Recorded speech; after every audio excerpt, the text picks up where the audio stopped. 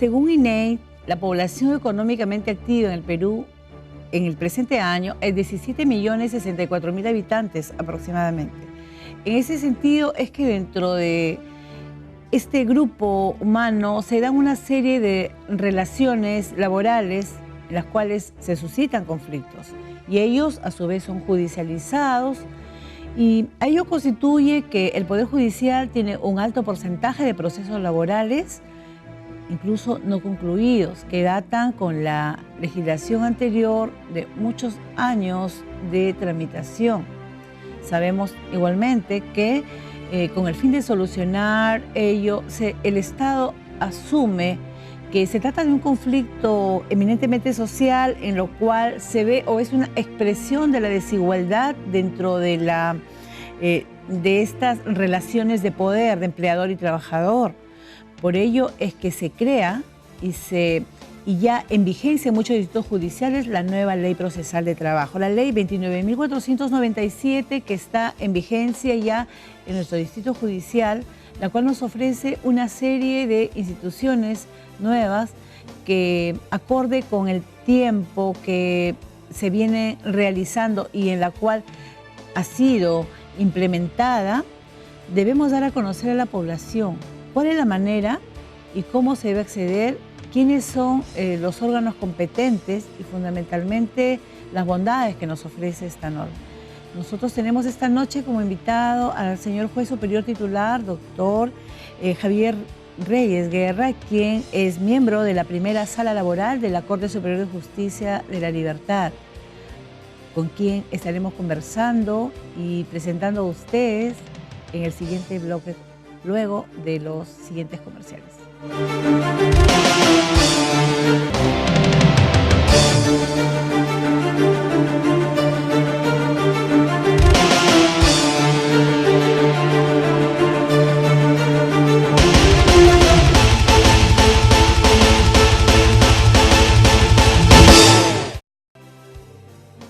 Tenemos en el set a nuestro invitado, el doctor Javier Reyes Guerra, quien es integrante de la primera sala laboral de nuestra Corte Superior de Justicia y la Libertad. Bienvenido, doctor, al programa.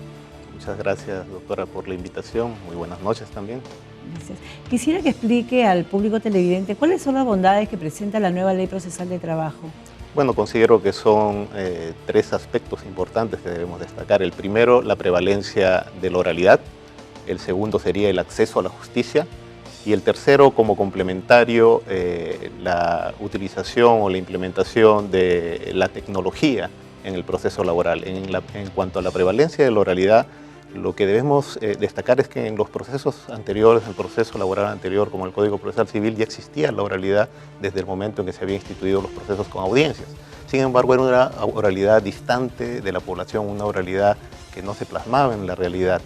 Y con el nuevo proceso laboral, con la nueva Ley Procesal de Trabajo, lo que se ha conseguido es que en verdad esa oralidad sea materializada desde el momento en que el juez tiene un contacto cercano con las partes y puede realizar una justicia cercana a los justiciables. Esa materialización de la oralidad mediante las audiencias que son grabadas, ¿no?, y la presencia del público, porque son audiencias de carácter público, ¿considera usted que es parte de la transparencia hoy de los fallos y de alguna manera eso va a influenciar para que el público pueda tener mayor confiabilidad en los fallos judiciales? Sin lugar a dudas. Por eso también me había referido a el uso intensivo de la tecnología en los procesos laborales, que implica justamente la utilización del audio y video para que se pueda registrar todo lo que ocurre en el proceso, al margen de que la publicidad existe, es decir, el hecho de que la audiencia es pública y todo justiciable, litigantes, abogados y toda aquella persona que desea presentar una audiencia puede estar presente.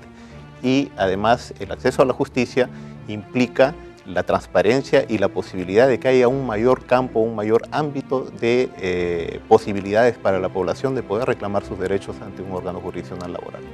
Fundamentalmente porque los juicios, en este caso que serían de manera pública, las personas contarían con cierta postura de predictibilidad en los fallos, sabrían cuál es la posición asumida por los jueces y de tal manera que esto implicaría a que no se otorguen fallos sorpresivos. La predictibilidad justamente pasa por la publicidad y por la posibilidad de que se registren audio y video las audiencias, ya que el registro en audio y video lo importante que tiene no solo es eliminar el papel en el proceso, es decir, de que todo tenga que escribirse o todo tenga que registrarse por escrito, sino de que todo aquello que ha sido actuado, las partes puedan acceder al CD o al soporte informático para poder verificarlo y ejercer el control externo y hasta público de las decisiones judiciales o de lo que se actúa en una audiencia específicamente. Claro. Y quisiera que nos enfoque más o menos dentro de la temporalidad. Con la anterior ley procesal, ¿cómo era el tiempo de duración de un proceso y actualmente cuánto es el tiempo promedio o estándar? Bueno, ha habido una evolución, digamos, una involución en el tema del tiempo de desarrollo del proceso. En realidad, con la nueva ley, la expectativa era que dure 6 meses el proceso y así ha venido sucediendo. Sin embargo, debido a la escasez de órganos jurisdiccionales a nivel nacional en general, es que el hecho de haberse posibilitado el acceso a la justicia ha generado que haya mayor cantidad de procesos judiciales, es decir, los justiciables, los trabajadores en particular, se están animando a demandar porque consideran de que en verdad se está realizando una justicia cercana a ellos. Pero este incremento de las demandas laborales ha generado de que los órganos jurisdiccionales se saturen y estén con sobrecarga procesal, pero producto de eso, de una elevación de los reclamos judiciales. Pero comparativamente con la ley anterior, definitivamente los procesos duran menos. ¿Por qué? Porque con los procesos anteriores, por ejemplo, el promedio de duración de un proceso en La Libertad, por ejemplo, oscilaba de 2 a 3 años o más, con la ejecución mucho más. Y en Lima, por ejemplo, era hasta de 5 años la duración de un proceso, 5 años a más, porque no le estoy sumando el proceso. ¿La casación? La casación, exactamente. Pero con el nuevo proceso, si bien se ha alargado el tiempo por la escasez de órganos jurisdiccionales, la certeza que tiene el justiciable es que el día de su audiencia de juzgamiento, ese día se emitirá el fallo o en todo caso al 5.º día le estarán notificando con la sentencia. Entonces, en todo caso, se trata ahora de un problema coyuntural respecto a la creación de órganos jurisdiccionales, que bien podría eso ser solucionado con un poco de voluntad política o institucional, ¿no? Efectivamente, y en eso, por ejemplo, está comprometida la ETI distrital de la Corte Superior de Justicia y la Libertad, procurando a través de gestiones por intermedio del señor presidente de la Corte Superior de Justicia para que el Consejo Ejecutivo proceda a ampliar la base de órganos jurisdiccionales, tanto de primera instancia, es decir, jueces especializados, como de segunda instancia, sala laboral. Sala laboral.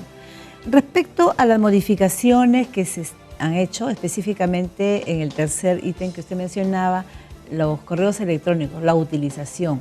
¿Considera usted que esto viabiliza y agiliza tremendamente así los procesos?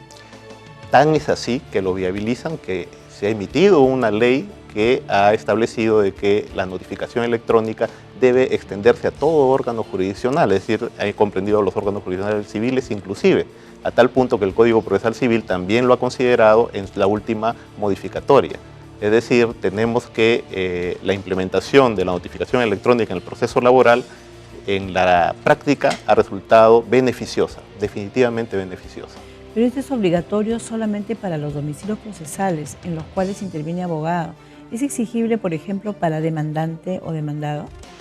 La exigencia de la notificación electrónica es cuando el proceso ya se ha instaurado, porque al inicio del proceso, es decir, para efecto de notificación con la demanda, sí se debe proceder a una notificación por cédula en el domicilio real, ¿no?, o institucional de la entidad o de la persona natural a la cual se le está emplazando. Entonces, en ese caso sí hay notificación por cédula, pero de ahí para adelante en el proceso laboral, lo que ocurre es la notificación por estrados, es decir, con la sola presencia de las partes en audiencia y además, para otro tipo de actuación judicial, la notificación electrónica. Con la nueva ley procesal, ¿se requiere demandar las costas y costos procesales o son canceladas automáticamente y mencionadas en la sentencia? No, en eso digamos que se mantiene el esquema de la norma anterior y del propio Código Procesal Civil en el sentido de que no hay necesidad de demandarlo, sencillamente el juez tendría que ordenarlo en caso de ampare la demanda, ordenar el pago de las costas y costos correspondientes. Sin embargo, lo que trae como novedad la nueva Ley Procesal de Trabajo es que se puede introducir dentro de la demanda como pretensión el pago de honorarios profesionales.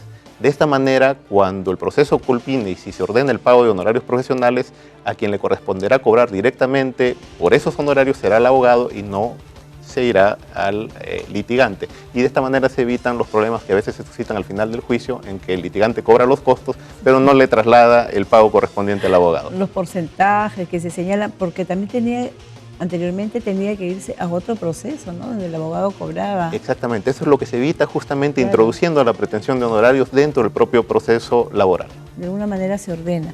Además tenemos nosotros también acá algo muy importante, que es la concurrencia de los menores de edad al proceso sin necesidad de que lo hagan sus padres, ¿no? Pero se dan presupuestos y eso de alguna manera está ligado también con el Código Procesal Civil, en el que da potestad también a los menores, ¿no? En realidad es el Código de los Niños y el Adolescente, la norma que establece las edades correspondientes a los menores que pueden desempeñar actividad laboral, ¿no? De tal forma que, por ejemplo, para actividades menudas laborales se regula una edad de 14 años, por ejemplo, y conforme se va incrementando el tipo de actividad de un menor, por ejemplo, de tipo industrial o en la actividad pesquera, va la edad ascendiendo 16 hasta 17 años.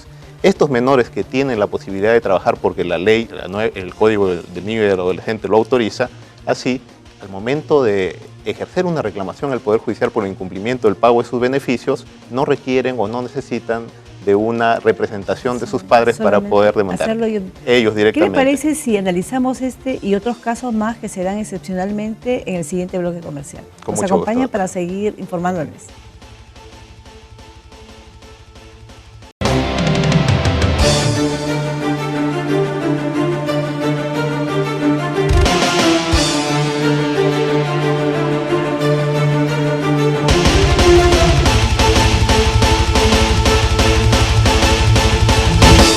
Continuamos con nuestro invitado, el doctor Javier Reyes Guerra, juez superior de la primera sala laboral. Doctor, díganos por favor, ¿qué novedades o particularidades tiene la nueva ley procesal de trabajo en relación con la legislación anterior en materia laboral? Tiene muchas novedades. En principio hay que tener en cuenta que es una justicia omnicomprensiva desde la perspectiva de que los conflictos por prestaciones de servicios de naturaleza laboral, cooperativa, formativa y administrativa ahora están comprendidos dentro del proceso laboral. ¿Esto qué significa? En el proceso anterior, si bien la prestación de servicio de tipo laboral y administrativa ya estaban comprendidas o legisladas o reguladas para que sean de conocimiento de los jueces laborales, no estaban así los temas cooperativos en su totalidad, ni menos los temas formativos, es decir, lo de practicantes. Sí. Entonces ahora lo que abarca es mucho el proceso laboral, porque abarca antes de una prestación de servicio, del inicio de una prestación de servicio, durante la prestación de servicio y al término de la prestación del servicio. Ese es un primer aspecto importante que podría destacar comparativamente con la ley anterior. El otro, ya lo hemos conversado en el bloque anterior, el de las notificaciones de carácter electrónico, que es también una referencia importante y diferencial respecto al proceso anterior. Otras son, por ejemplo, las encargas probatorias. Con la ley anterior se le exigía al trabajador que acredite la relación laboral. ¿Eso qué implicaba? Que el trabajador debía acreditar la prestación personal del servicio, la subordinación y la remuneración. Sí. Es decir, todo lo concerniente a una relación laboral. En la actualidad se ha reducido la carga probatoria y hay lo que se denomina la presunción de laboralidad. ¿Qué significa esto? Que lo único que se le va a exigir a un trabajador va a ser la acreditación de la prestación personal del servicio. Acreditada esta, se genera una presunción de que ahí existe un verdadero contrato de trabajo de duración indeterminada. Y por lo tanto, a quien le corresponde acreditar que no hay subordinación y que hay autonomía es al empleador, ¿no? Y si no lo hace el onus probandi referido a este punto, entonces quedaría incólume, ¿no? Y por tanto, por cierto, ¿no? Y eso facilita la posibilidad de que los jueces puedan administrar justicia con más celeridad. Claro, cierto. Y en el tema de la rebeldía, por ejemplo, en el proceso, ¿cómo se ha regulado con la nueva ley? Aquí también tenemos novedades comparativamente con la ley anterior, porque en el proceso anterior era muy similar lo concerniente a la rebeldía al Código Procesal Civil. En principio, lo que tendríamos que tener en claro es que la rebeldía es la ausencia de comparecencia o la falta de comparecencia voluntaria del demandado a un proceso, es decir, es notificado para que salga a juicio y no lo hace.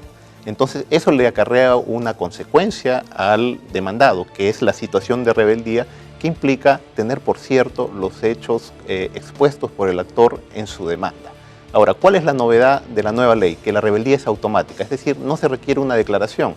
Con la ley anterior y con el Código Procesal Civil tiene que expedirse una resolución e inclusive ser notificada esa resolución. Declárese rebelde, se reincorporaba en el Estado. Con la ley actual lo que se ha establecido es los presupuestos que determinan una rebeldía automática, y esos son que la parte no comparezca a la audiencia, que la parte compareciendo a la audiencia no conteste la demanda, o sea, no traiga su contestación de la demanda, o que concurriendo a la audiencia no tenga facultades suficientes para conciliar. Si alguno de esos tres supuestos se presentan, automáticamente se incurre en rebeldía y el juez no tiene por qué declararlo. Simplemente podrá hacer uso de los efectos de la rebeldía al momento de sentenciar. Y a propósito de las modificaciones que se ha hecho en el Código Procesal Civil, ¿existe alguna modificación que haya sido introducida en la nueva Ley Procesal de Trabajo? Tenemos ambas situaciones. Tenemos la situación en que aspectos de la nueva ley han sido introducidos en las modificatorias al Código Procesal Civil y aspectos del Código Procesal Civil que van a servir más bien y van a ser de utilidad en el proceso laboral. De los primeros tenemos la audiencia de pruebas en el proceso civil, ahora se va a registrar en audio o video, por ejemplo, ¿no? Esa es una gran novedad porque en el proceso civil lo que se hacía es simplemente levantar un acta escrita y prácticamente era copiar todo lo que acontecía en la audiencia, es decir, la oralidad era una falsa oralidad porque terminaba todo traducido en el papel. Claro. En cambio ahora se va a tener que filmar y es más, se están utilizando los propios equipos en algunos juzgados mixtos, por ejemplo, los propios equipos de la nueva Ley Procesal de Trabajo para el proceso civil. Y a la inversa lo que podría decir es que, por ejemplo, para la formación de cuadernos de apelación con la modificatoria introducida, ya no es necesario sacar fotocopias, cuadernos de las piezas procesales pertinentes, sino simplemente lo que se hace es escanear y en un soporte informático se forma el cuaderno de apelación digital. Y eso me parece es un gran avance que le sirve a la nueva Ley Procesal del Trabajo. Claro, y la nueva Ley Procesal del Trabajo tiene la posibilidad de la formación de cuadernos a través de ese sistema, ¿no? Ahora sí, claro, porque lo ha regulado la modificatoria del Código Procesal Civil y se ajusta justamente a lo que procura la nueva Ley Procesal de Trabajo, que es el expediente digital.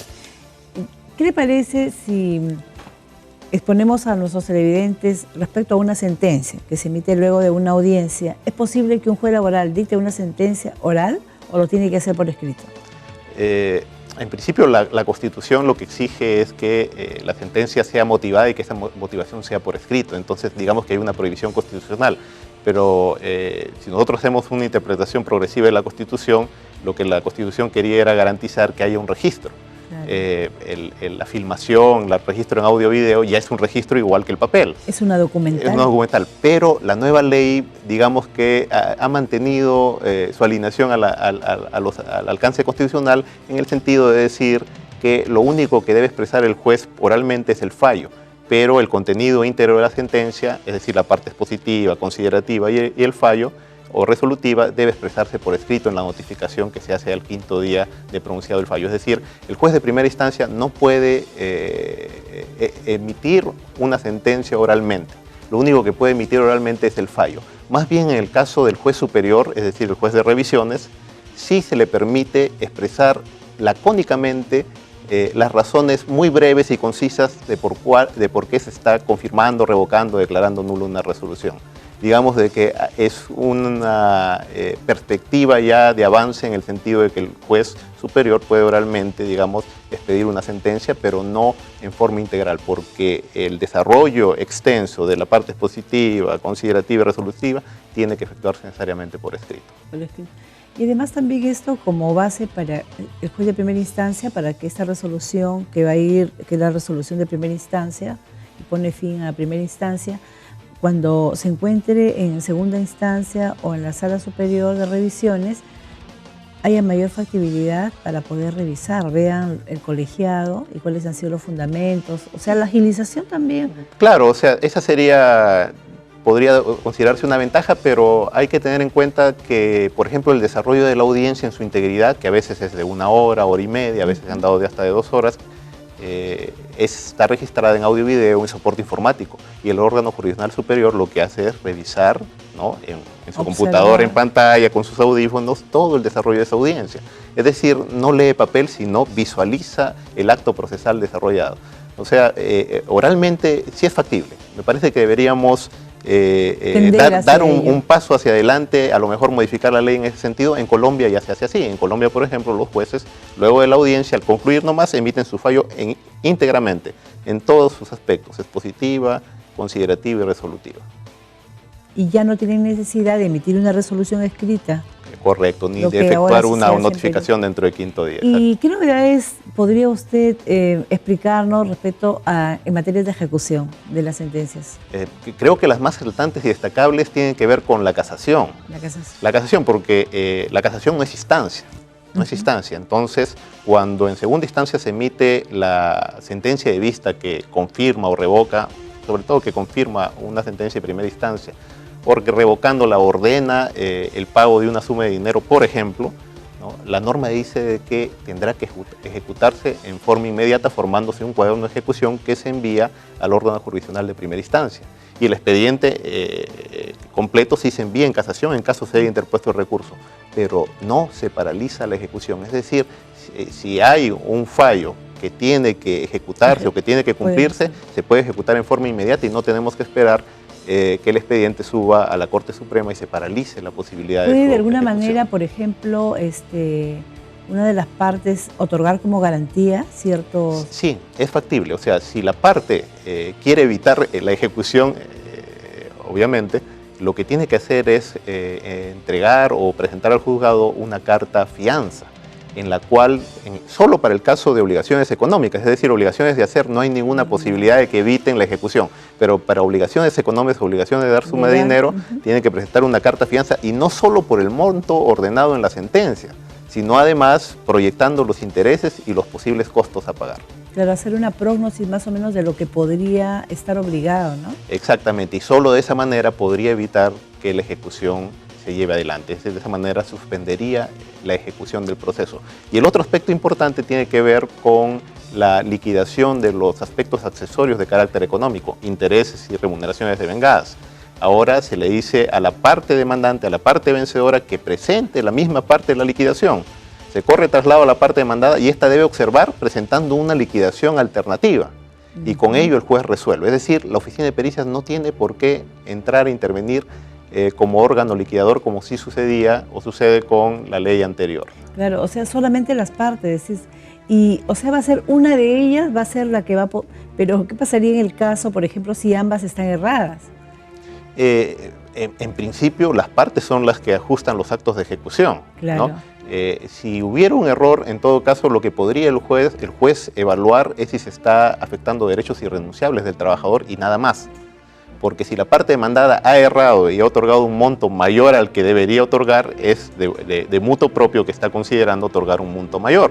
Y el órgano jurisdiccional no tendría por qué intervenir en ese caso. O sea, es una suerte de contrapeso de que allí cada uno de ellos en ejecución va a brindar y finalmente siempre el juez como garantista, ¿no? Exacto. Agradecemos mucho que haya estado en este programa y habernos ofrecido las bondades de la nueva Ley Procesal de Trabajo. Asimismo, señores, darles a ustedes la oportunidad de poder acceder judicialmente, ya que hoy con la nueva normatividad hacemos más asequible el ejercicio de nuestro derecho laboral. Es todo por hoy y esperamos estar con ustedes en un nuevo programa.